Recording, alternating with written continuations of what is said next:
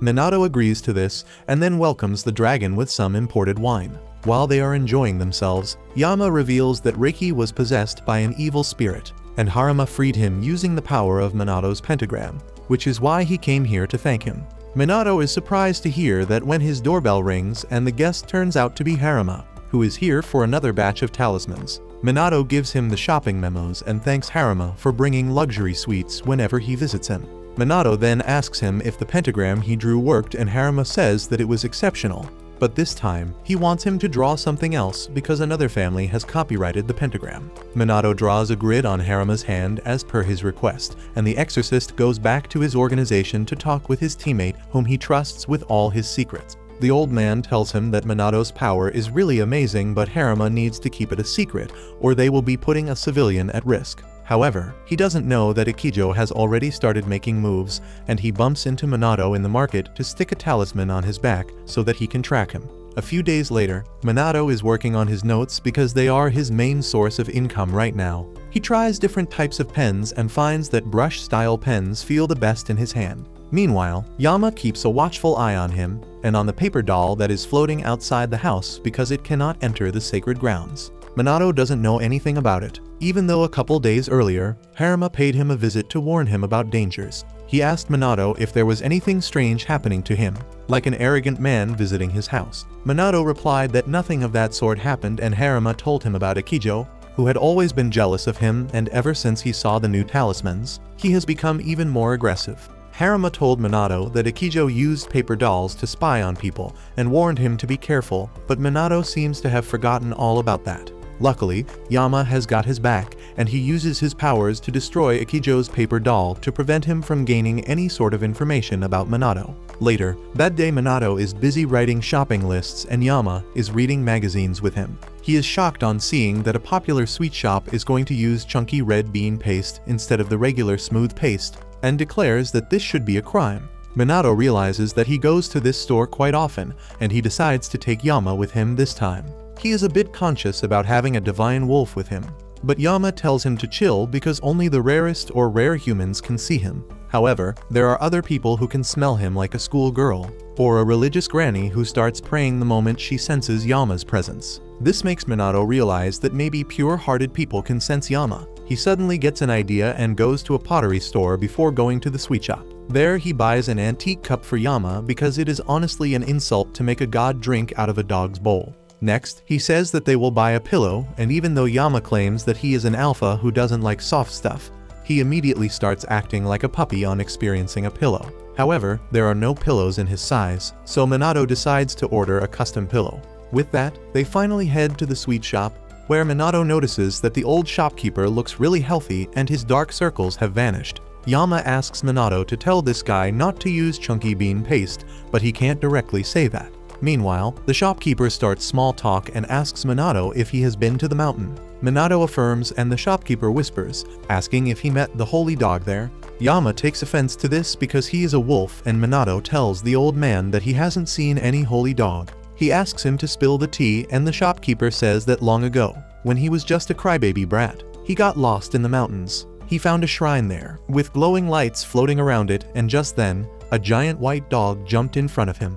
The shopkeeper was scared and ran, but Yama followed him, barking and roaring at him whenever he went in the wrong direction, and before he knew it, he was back on the road again. The old man says that the holy dog helped him reach home, and ever since that day, he goes to leave him snacks occasionally. He keeps telling Minato more about the holy dog, claiming that it was the spirit of a dead guide dog, and that offends Yama a lot, but he stays quiet. With that, Minato leaves the store, and he remarks that the old man looked really healthy right now. Yama tells him that he has some medical issues that are eating away at his life, and even though he is a god, he cannot cure this man. However, he used his powers to make sure that he stays healthy and happy till he dies, because this way, he will live a little bit longer and pass on the shop to his successor properly. Once they return home, Minato hangs a wind bell as per Yama's request, and then goes to take a bath. A couple minutes later, Ichijo pays a visit to Minato's house after following his paper dolls, and his partner Hori is with him too. She asks Ichijo what does he plan to do when he meets Minato, and he arrogantly replies that he will either buy all of his talismans or have him make talismans exclusively for him. Hori thinks that is a rather tame idea given her partner's personality when she hears the sound of a bell and sees lights flickering above Minato's house. She thinks that there is something special about this place, and in the meantime, Ichijo rings the doorbell. He gets mad like my cat when I get 1 second late in feeding him, and starts ringing the doorbell aggressively. He bangs at the door and curses Minato, telling him to open the door because he came all the way to see him. In his rage, Ichigo tries kicking the door and Hori wants to stop him because she knows it is dangerous, but she is Sakura's sister when it comes to being useless, and she only covers her eyes. Ichijo kicks the gate, but before his foot can even touch it, he is teleported in a creepy forest where everything is red. He sees Yama's shrine in front of him and then looks around, wondering how did he end up here when he was in front of a house right now. He starts panicking on not finding Hori, and the creepy atmosphere of the red forest doesn't help. Ichijo runs away, but a tree root rises by itself to trip him. He falls and smacks his head on a rock, bleeding out slowly and helplessly.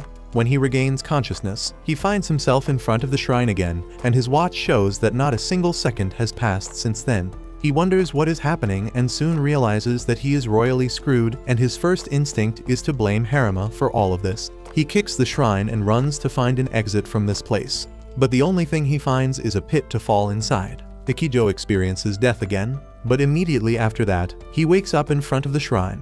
The more he tries to escape, the more horrible deaths he dies, and at the end, he gives up trying to escape the nightmare forest. He realizes that he needs to apologize to whoever's shrine he is waking up in front of every time. He begs for mercy, apologizing for his actions and asking to be sent back home. Suddenly, he hears the bell chime, and the next moment, he is back in front of Minato's house. He falls on the ground in shock as the scenery changes and asks Hori how many days have passed since he vanished. She asks him if he is crazy or what because they just got here. This terrifies him even more than being stuck in an alternate dimension for days, and he runs away, screaming his lungs out. Soon after that, Minato comes out of the shower and asks Yama if someone was ringing the doorbell. Yama replies that there was no one, and Minato decides to relax after taking a long hot bath. He tells Yama how much he misses the hot springs from his home, and that gives the mountain god an idea. The next morning, as Minato wakes up, he smells sulfur in the air, and when he goes outside, he finds Yama soaking in a hot spring in the garden. He invites Minato to join him, and he is quick to accept the offer.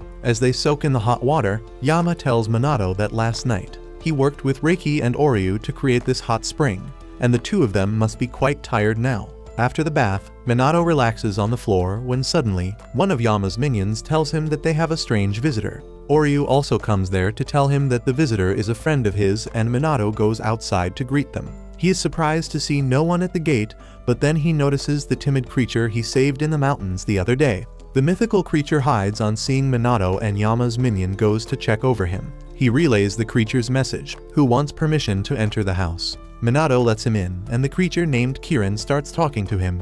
One minion acts as the interpreter and tells Minato that Kirin is thanking him for saving him in the mountains. Kirin keeps talking for hours, and at the end, he tells Minato that as a reward for saving his life, he will make him the king of half the world. Minato freaks out on hearing that and tells the mythical beast that he is not Mr. Orange who wants to rule half the world. Kirin is shocked on hearing that because he thought all humans want more power, and just then, Reijin and Fujin arrive there to convince him that Minato is not like other people. Minato thanks them for helping him by letting them use his hot spring, and then remarks that they have grown bigger than before. The gods tell him that it is because Minato acknowledges and respects them, which is helping them return to their true form. Fujin then pulls out a huge tuna from his bag and uses his powers to slice it into fine pieces, and Reijin collects them all. The minions are really impressed by this, and they ask Minato if he can do the same. He stammers as he says that he will be able to do it one day, and Fujin decides to see how strong his powers are.